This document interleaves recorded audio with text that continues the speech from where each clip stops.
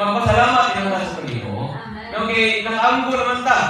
Nga kanan yan, ihatag na nila na plano na.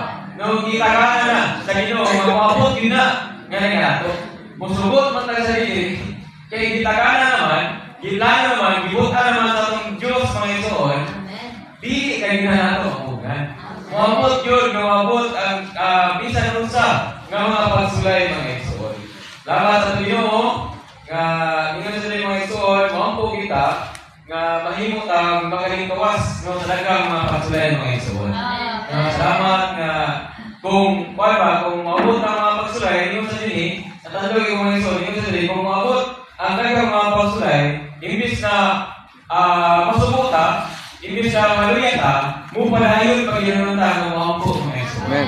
Kung malayon ka ang mga po sa Ginoo, mga isuon, ubad yun sa kalipay, mga isuon. So, kaya ka, ano na, mga isuon? Marag ka ba? Dali na kayo sa isulti. Pero, naan sa situation, mga isuon, pero hindi ka tawa-tayo-tawo. Pero, kung tana ba, mga isuon, wala na ginagawa kita sa kanunay pag-ilang pagtubo, mga isuon.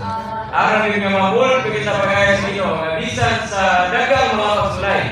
Bisan pagkakusan ang pagsulay mga isuon. Mahimo ka na makadaog mga isuon. Mahimo ka na makapasalamat na sa atong Ginoo mga isuon.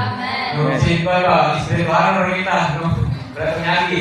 Kung mampu na yung dagang mga pagsulay, kung muna magkauma, wala. Hindi.